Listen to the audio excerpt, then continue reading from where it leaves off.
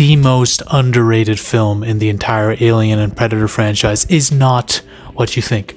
Or maybe it is. And I'm going to tell you right now, as usual, I'm going to piss a lot of people off. Because not only am I going to tell you what the most underrated movie of this franchise is, I'm then going to, at the end of this video, rank all of them in order. And I will lose subscribers, it's okay. People will hate me. Being the vigilante of cinema has its ups and downs, okay? But the most underrated movie in the franchise is, I'm going to tell you right now, it's not the prequels of any of the Alien movies, okay? It's not any of the Alien versus Predator films. I do like Alien versus Predator 1. I do, okay? But they're mid at best. And there's a lot of films in the Alien Predator franchise that we will be getting to in this video. Now, I'm a huge fan of the first Predator. When that shit came out, I wasn't born, okay? But when I was a kid, I really, really enjoyed watching Predator. It was a movie I needed to rewatch all the time. I would bother my parents to rewatch it all the time. And I actually didn't know that the first Predator had a sequel. I knew about the AVP movies, and Predators was coming out, but I didn't know there was actually Predator 2 that came out after this, a couple years after. The most underrated film in the franchise is Predator 2. Okay, I know people are about to leave the video, okay? But I have a feeling some of you agree. In fact, I think a lot of you, when you look back and be like, I don't know, was that Predator 2? Do I even remember what that is? That goes to show my point. But some of you in my comments were bringing up this movie, and I'm like, yes, these people get it. They agree with me that this is the most underrated film of all time. Well, not of all time, but in that franchise, in series, okay? Now, when it came up, people hated it. Critics, fans, people didn't like it. And I had to study and research, mostly on Wikipedia, but I had to look up why, okay? What was going on? We suffer from sequelitis in a little bit because people saw this as a complete driving away point from what the first movie was. The first movie was tense, atmospheric, it was all these thrills. It was a very well-made film in a tense, isolated jungle environment. This over-the-top city battles, okay? Bad characters, wacky dialogue, crazy people. Like, what is this? This is not subtle tensity like the first one at all. What the hell is this? This is campy. Well, I'm gonna make a case right now. Just because something is over the top does not make it bad. It just makes it different from the first movie, which I appreciate, because more sequels need to be different from the first one rather than being a complete retread of the first one. That's why most sequels are not as memorable as the first one, alright? Now, people saw this, thought it was this wacky, zany Batman versus Robin type bullshit. I'm gonna be honest with you. They're all wrong. Okay? They're all wrong. I don't need everything to be dark, gritty, completely tense at all times, completely like it was in the first movie. No. We need to be different because we're not topping the first one if we're going to try to do the same thing. Just look at the movie Predators with Adrian Brody. Same beats. Same plot for beats, but wasn't as memorable as Predator 1. Wasn't as good. Now, Arnold Schwarzenegger and hyper-masculine soldiers enter a forest, right? A jungle. Completely different story. With this, we have crazy people. Mexicans snorting coke. In the first opening scene, a Mexican snorting coke, shooting guns, a shootout between cops and Mexicans screaming their heads off in the middle of the street while explosions are going off. We have Gary Busey just screaming his head off. Bill Paxton making dad jokes all day. We got a character named King Willie, some African voodoo gang posse that's creating skulls and talking about the hidden invisible warrior and shit. Like, this is crazy. This is a crazy movie, but it is so fun. And it dared to do new things. When have we seen the Predator go up against an old lady? Never. Some people would say this is too campy, a scene, too comedic. An old lady figuring out who's in the washroom and the Predator just boom, scaring the piss out of her. We need stuff like this in a movie because the movie is trying to be different. And it's a good thing. I am never going to watch Predator 2 and get bored, ever. It's not the case. I never want to skip a scene because we have scenes like this coming every 2 seconds. Okay? Gary Busey telling people, yeah, fucking alien. Every time this actor is in a film, it brings the movie up by a couple notches, all right? The great thing about this movie is it has actors that you forgot about that are in this film that make it better. A diversity in casting that's so great that maybe the first Predator didn't have. The first Predator had a whole gang of people, but this movie had elite actors after elite actors, all different with different personalities. Okay, Danny Glover is the goal. Listen, there's a key difference between him and Arnold Schwarzenegger. Two completely different characters, two badasses. Arnold Schwarzenegger, an assassin. He's like this larger-than-life superhero that when he met an adversary, you know, shit hit the fan. He shat himself a bit, but then he had to rise up. Danny Glover is just a very competent detective in this. All right? But what makes Glover has such a good performance because Arnold Schwarzenegger, remember, he's a bodybuilder turned actor. He doesn't have a lot of range. Although his role in the first Predator is, in my opinion, that's his best performance, in my opinion, of his entire career, right? Danny Glover, you can tell he's a veteran actor, okay? You can tell he's a veteran actor through everything he does. And what makes him such a compelling main character is, yes, the characters in most of these movies are paper thin. Every single Predator and Alien movie, a lot of them you don't know, you don't go into their origin. All right, in the first Alien movie, you didn't go into Sigourney Weaver Ripley's origin a lot. You didn't hear what was on her mind. It didn't delve into her character all that much. But you don't need to when you are constantly showing the interactions your character has with others and their surroundings. That's another way you can build character without having to dive into their origin and trying to go deep with them, right? The same thing with Danny Glover. This is a man out of time. That's the archetype of his character. Everything is against him. The FBI is up his ass. His department wants him to chill out because they think he's a mental case. They think he has a couple of screws loose, and maybe he does. He's stressed all the time. He has the aura of someone who's like this chillaxed, wise veteran, but is stressed. Every single he's stressed out because he fears for his city and his team. And the team chemistry in this is great. We don't get enough screen time with them, but it is great. And Danny Glover leads the cast so well. Okay? And the best part about this movie is, unlike the first Predator movie, which basically had a Predator fucking with a team until it was only Schwarzenegger left, the Predator singles him out. He singles Danny Glover out all the time, plays mind games with him at his partner's graveyard. The Predator's there fucking with Danny Glover, making noises and shit. You know that shit that Predators do? They reiterate, they mimic the words from something. Want some candy? All this crazy shit. And Glover's like, what the this creature is stalking Glover because he's like, yeah, that's the guy. That's the guy whose skull I'm going to have at the top of my trophy collection. It's so badass. It's so compelling. All right? Unlike the main character of Prey, which a lot of people think is better than this movie, she's like this person who wants everyone to know that she can get the job done, versus him, he's just trying to get the damn job done. He's trying to avenge a teammate. That's what makes him so much more compelling, where she's kind of just ranting about how she's not accepted and she's very ineffectual until the final act where she beats the Predator's ass. Like, it's stupid. Okay? Now, talk about Predators. I don't actually like the way this Predator looks with his mask off. Like, what I mean by that is the special effects, the makeup isn't as realistic looking as the first Predator movie. It looks a lot more rubber mask-ish, but he's unstoppable in this almost. This guy takes shotgun shells point blank. He gets his hand chopped off. He gets ganged up on by agents left and right, gets shot at with frozen gas, and he's tanking through it. Unlike this little inbred who does it all to himself in the final act because the movie just needed him to fail miserably. I love the team in this, all right? Unfortunately, we don't get enough of them. She's a badass. She's basically like that chick in Alien 2, the short-haired chick in Alien 2. That's basically her character in this. This guy dies. Bill Paxton is like the best part of the team besides Danny Glover. He's making jokes. He's this cocky dude, an arrogant dude who comes into the team thinking he can do shit. He's thinking he's hot shit, and then Danny Glover puts him in his place, and then he realizes, oh shit, this is real down here. This city is different. It's so great, but they should have used more of him. Him and Danny Glover should have been the center point. You know, the two cops working together with the team kind of backing them. It would have been so good if they kind of, zeroed in on that, but they didn't.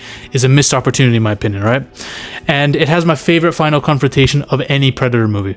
A lot of the Predator movies have good final fights, okay? I love the final fight with showing Arnold Schwarzenegger creating booby traps and creating the bow and arrow to fight the Predator, but the hand-to-hand fight, the way it's filmed, I wasn't a big fan of. In the Predators movie, they have some good final confrontation, but it's short in a bit, In this, we have this final fight happening everywhere, from the rooftops to going down pipes down to the very street corners, to Boosie and his team trying to gang up on the alien and showing Danny Glover what they're doing, to the Predator killing everybody in that storage area, wherever that place is, that factory, and then the final fight on the ship where Danny Glover manages to get one and kill the Predator with his own weapon. And Danny Glover struggles his ass off trying to get this Predator down. Like, nothing he does works. He can't even chase the Predator down. He can't shoot it down. He gets his ass whooped.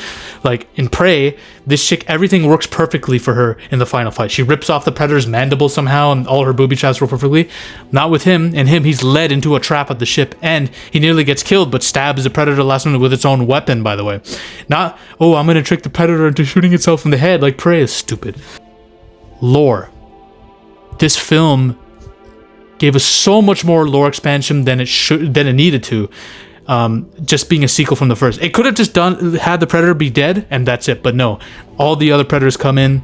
We see the pistol, right? The pistol that implies that how long the Predators have been here. They've been doing this throughout time, and they've been giving trophies to people and all this stuff. And I guess they kind of bring it back in Prey, even though I don't know how that works though, because they gave the pistol to her or some shit. I don't, or she finds the pistol from one guy, even though it's supposed to be a different person. I don't know. I think Prey fucked up the lore a bit, but I don't know. And then we see it, the trophy wall, and we get our first glimpse at what could be. What starts it all. I know the AVP comic came out around the same year that this came out, but let's be honest, this was the real. The fan reaction to this was the real shit that gave the studios the green light to, like, all right, we're gonna bank on this idea, man. We were just doing this as a friendly nod to the fans, but we can actually do this. And it didn't take them until over a decade later to actually make the film, which I'm curious as to what happened there, but I think the alien stuff was happening too. But this is amazing, because the Alien versus Predator movies, I guess, are canon in this universe. Maybe, I don't know if that's confirmed. Maybe one of you guys can tell me in the comments. But it starts everything. AVP. James Cameron and Ridley Scott exiting because they think the AVP thing is a gimmick. All right? And that causes them, Ridley, to kind of come back and the writers to start anew and create the prequels as a result of the shit show that happened with AVPR and all that. And them saying, okay, we need to bring Alien, the Alien franchise back to a respectable way. And it really... The Predators movie came out as well as a result, and it was shit. But I think this movie's great. It's really fun. It needs a bit more substance. I agree. I think we needed a bit more time with the team so we can flesh the team aspect out more. But this movie is fun as hell. Everything that happens in this film, it's like adrenaline-fueled rocket fire, bro. It's a roller coaster ride, and it's so fun. The rewatchability of this film is beyond. Like, don't talk to me about Prey.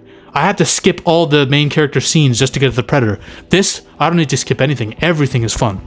All right? Now, time to rank this shit. Let's start with the worst on the list, okay? Predators. The Predator. Garbage film. They weaponize autism. They do this gene splicing weird shit, and it has the worst last scene of any movie in this list, okay? It's the worst movie. It's the worst. And Shane Black, I don't know what he was thinking. He was high on crack, okay? AVPR. Do I need to say any more about this? The only reason it's not last on the list, because literally I cannot see a single thing that's happening in the film because of how dark it is and how stupid the characters are. It's a slasher film that's trying to be an alien movie. It's a typical slasher film that's trying to be an alien movie. What a disgrace. The only reason why it's not last is because it gave us the most badass Predator maybe ever. Wolf. I'm gonna make a whole video on how powerful Wolf truly is, because this guy held out two xenomorphs with one hand and took on a xenomorph, a Predalien, with his bare hands. Like, come on now. Okay. Alien 3, I know a lot of people like this. I like parts of it, but overall it's a disgrace to the sequel. It ruins the ending of the sequel, and it's basically the same, just trying to be the same movie as the first one, but nihilistic and with monks. Or prisoners or whatever. Alien Covenant. Listen, it's trying to be two different movies at once. It's trying to be an alien film, but also be a smart Prometheus sequel with stupid characters that I don't care about, and David trying to kiss himself, and David ultimately iterating and creating the xenomorphs as we know it now. Like, it ruins the lore. It really does. And the more I watch it and rewatch it, the more I'm reminded by the fact that its existence is a problem. Okay, listen, this is where I'm going to lose a couple of people. Some people think this is actually the worst film in the Alien series. I disagree. because rewatchability is a big thing for me. And yes, it's a goofy film. Yes, it has stupid decisions made by the director. Yes, it has dumb dialogue. It has dumb characters. It's laughable. It's fun. There's no depth to it. It adds to the lore a little bit with the hybrid at the end, even though I think it looks weird, but it does a couple things different, and I enjoy watching it. It's not offensive to me at all, okay? It's not deep. AVP, same thing. Good popcorn flick, decent action sci-fi. It's a B movie. It's an action B movie. It's a disappointment because, you know, it's Alien vs. Predator, right? It should be a better film than it is, which is why it's here on the list, but I can enjoy watching Alien vs. Predator, certainly more than the goddamn sequel. Okay, Predators. I actually want this film to be a bit higher on the list because I actually think this is like arguably the most badass film in the entire franchise because it introduces the Super Blacks. It has this crazy rivalry with the two Predators, and none of the characters are that great. And its rewatchability is a bit flawed, I'll be honest, but I enjoyed it for what it tried to do, and it definitely needed a sequel. Prometheus. I debated having this over Predators because honestly, Prometheus, it's not something I can appreciate as much as Predators because at least Predators knows what movie it is. Prometheus kind of is caught between being a dumb film and this ambitious, philosophy film. And, I appreciate it for having higher aspirations. It is the most unique film of the franchise, and yet it is the same as any other Alien film. Stupid characters, but I like David in this a lot. Prey. Prey is a good film. You might be thinking, why is it so low on the list? It should be like your third best film. No, it's not.